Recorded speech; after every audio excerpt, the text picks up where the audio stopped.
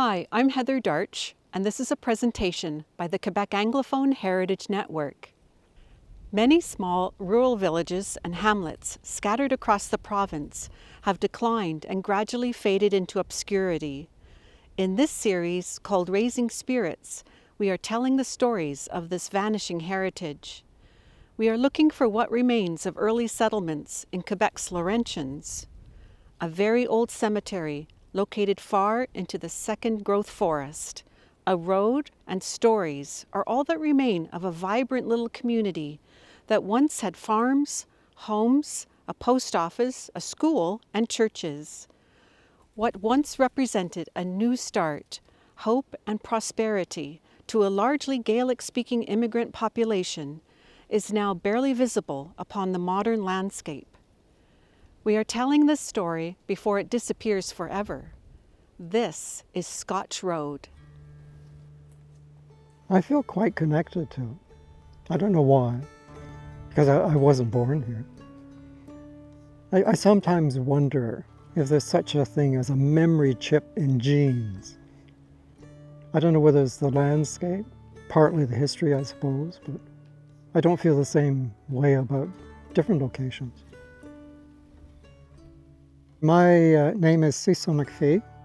I'm the president of the Scotch Road Cemetery Association and a very proud direct descendant of some of the earliest settlers here in this area. Scotch Road is in Grenville Township, County Argentine, so it's directly north of Hawkesbury, Ontario, in Quebec. This area generally starts in about Concession 5 in the south, and it goes to about Concession 10 in the north, and then from almost the boundary with Chatham Township on the east to the Rouge River on the west. And it was largely a rural community. It showed signs of developing a center, but it finally did not, and it simply disappeared. The lower part down by the Ottawa River was settled first from about 1808 up to about 1820. But this part, which starts at about the 5th concession, was settled later in the early 1820s. So the first people here were from Scotland, from the Highlands.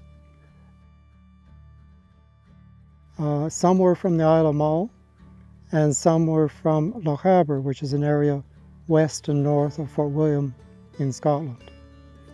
They came here, they arrived late in 1821. There were 2 shiploads of them. One was shipwrecked off Anticosti Island on the 6th of September. The other one stopped at Tobermory on the Isle of Mull. And that probably explains why there were a number of people from the Isle of Mull amongst the first settlers. So the first location tickets were issued in November of 1821, and that's when they came up Scotch Road. This was the first road from the Ottawa River. They went all the way up to Harrington, Lost River, and Arundel. So that's when the community started, about 1821, and it continued up until about, well, for at least 100 years before it finally petered out. They left the Highlands for a number of reasons, principally because they were evicted. Most of the people here, or about half of the Highlanders here, were from Loch Aber, and part of Loch Aber was cleared in 1804, and those people had nowhere to go, so they went down to a farm called Corpach, which is opposite Fort William, and they had no sooner settled there when they were evicted a second time to make way for the Caledonian Canal. Some of them worked on the Caledonian Canal, but it was completed in about 1820. So at that point, with a deepening recession, they realized that they had no future whatsoever in Scotland. So they decided to come to Canada. They were actually sort of the tail end of about a 60-year period of voluntary immigration from the Highlands. They came over with a Donald Cameron, who had come to Canada in 1802, went back in about 1820, and set himself up as an immigrant agent. So he organized about 2 ships a year from 1821 to 1824 and brought over something like 800 people. And part of those, especially at the beginning, came here to Grenville Township. They were essentially destitute because by that point they had, when they were evicted in 1804, they had to sell their Highland cattle, which was their only source of income. What they came over with was what they had earned on the Caledonian Canal, which was certainly not very much. Their main concern was to get free title to land because they had been evicted. So they were not concerned about, they actually liked the landscape, so they were quite happy to come here. I think Thomas Keynes, I think it was, who was the first enumerator for the first census return in 1825. And he said that the majority of the people in this area were Scotchmen who took to the hills with an axe over their shoulder. So I think they were actually attracted to the hills. And the fact that there were rocks didn't seem to bother them because they came from the highlands where the mountains were much higher than they are here. So they weren't deterred by that. They were quite happy to come here. But it must have been a very hard life to think that you would come here, you would then have to cut down trees, build some sort of house, and then you would have to grow your own food in some way, raise animals and that sort of thing. So I'm sure it was a very, very hard life. But they were used to it. They were from the Highlands, and so they were used to that sort of lifestyle. It was a very sort of subsistence lifestyle. When my great-great-grandparents, Alexander Murray and Janet Cameron, when they got to Canada, it was a difficult passage, long and difficult passage apparently. When they got to the Gulf of St. Lawrence, they were shipwrecked off Anticosti Island on the 6th of September, 1821. There were about 180 passengers. They all survived, but they had to stay on Anticosti Island. And they were taken up to Quebec City in 3 groups. So the first group stayed for at least 2 weeks on the island, the second group for another 2 weeks, and the third group for another 2 weeks after that. Apparently, they lost everything they had in the shipwreck, except for 2 mugs, which had been given to their 2 children, 2 daughters. But these mugs were given to them as a parting gift from when they left Corpac. So these were known as Union jugs, and they were made to commemorate the union of Ireland with Great Britain. On the bottom of it are the Masonic symbols. So I asked the leading ceramics expert in Scotland about that, and he said, oh yes, the Masonic lodges in Scotland would often order mugs like that, sell them to their members to raise money. And I do know that Alexander Murray's father, John Murray, was in fact a stonemason, and he was probably a member of a Masonic lodge. The Highland Scots who came here were all Church of Scotland people, Presbyterians after that. The first ministers in this area, the first minister was a Reverend William Mayer from Glasgow in Scotland. He arrived in about 1833. The St. Giles Presbyterian Church Church of Scotland actually, was built in about 1839. But when the mountain church at the bottom of the cemetery road here was built in about 1891, the ministers from St. Giles really didn't serve this community as much as they had before. And so finally, there were bilingual Swiss Calvinist ministers, spoke French and English, who served the church here, the mountain church. The mountain refers to Grenville Mountain, the first mountain that we came up, and the whole area behind this side of the mountain, north of the mountain, was called Back of the Mountain. I always found it a very odd term, but it is actually just a word-for-word translation of the Gaelic, Cúna Bene, which is the backside of the mountain. The Scots were Gaelic-speaking, all of them, and there are many stories of the people here speaking Gaelic at various times. My own great-grandfather, Alexander McPhee, was brought up by his grandparents, and his first language was Gaelic, and the household used Gaelic too.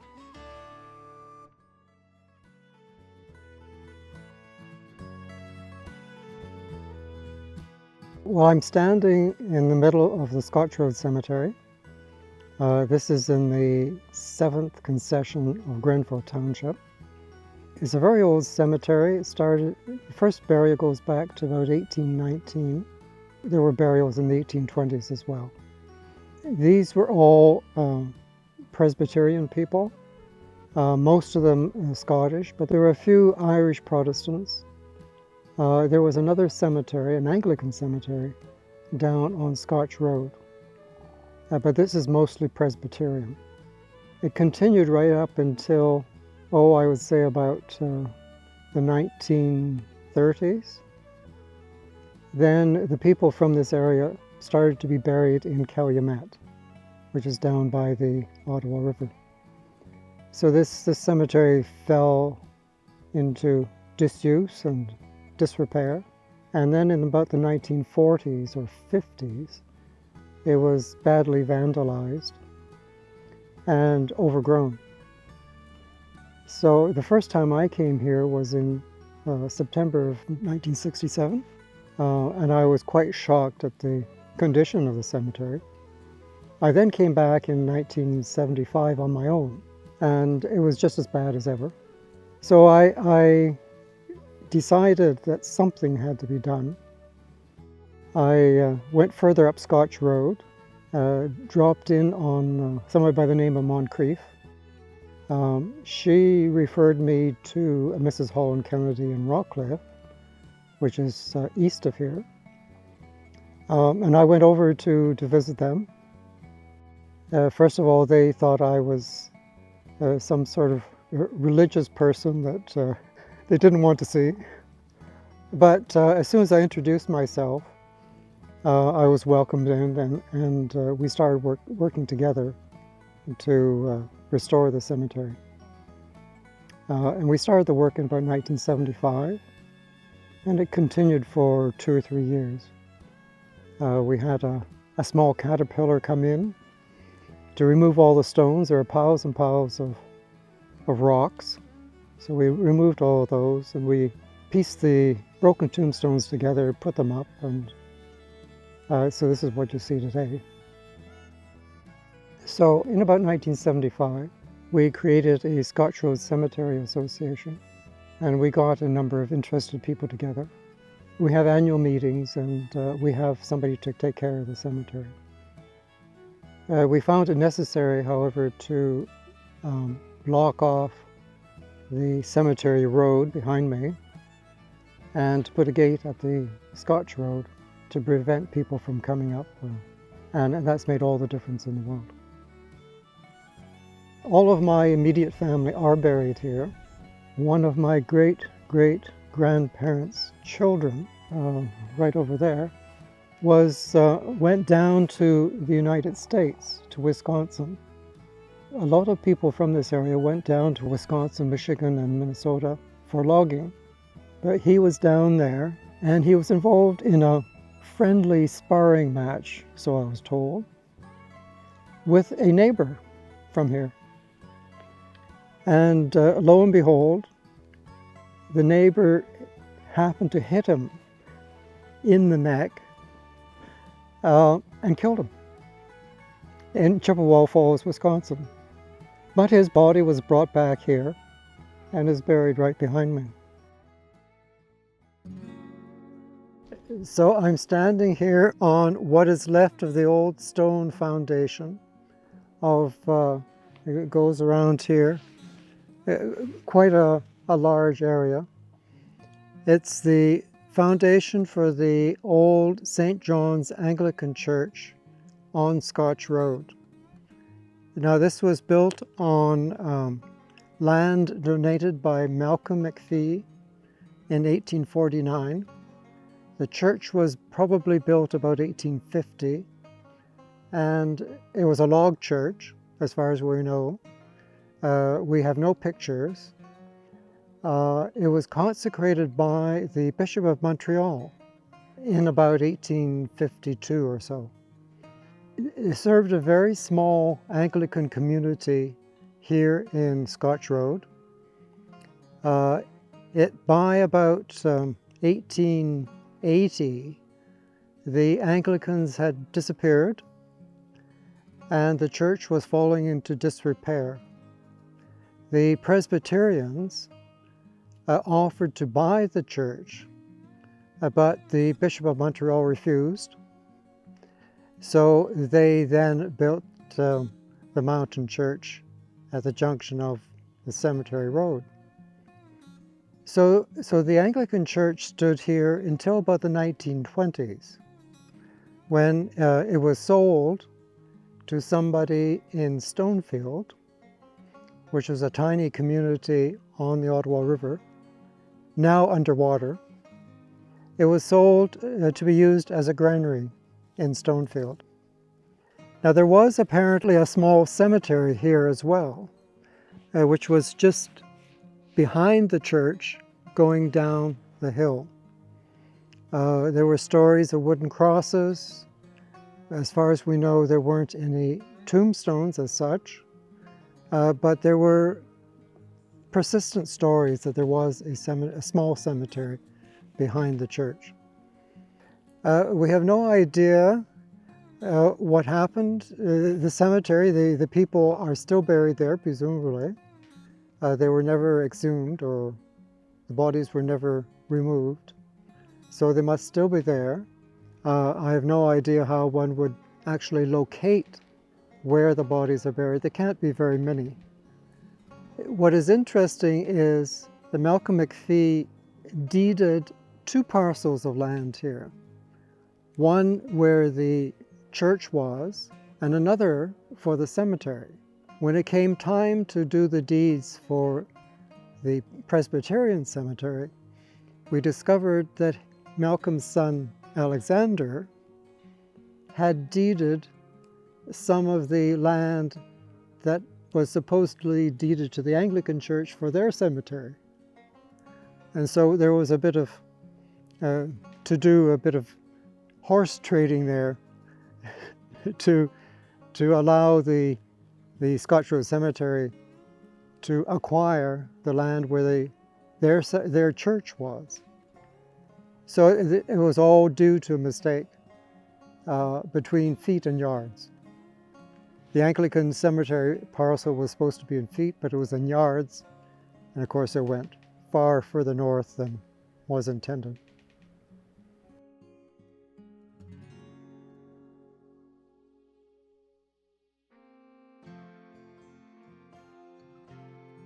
The first settlers came here in 1821, and the community continued up until the 1920s. So that was a good 100 years. But when they came here, of course, 200 years ago, the world was a much different place.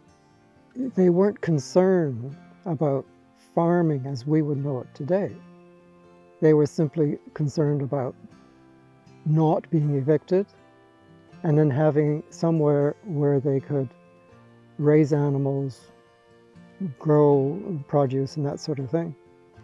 But the potential the agricultural potential of this area, of course, is very limited. And as transportation infrastructure and markets improved, the people who could produce surplus crops, of course, became wealthier.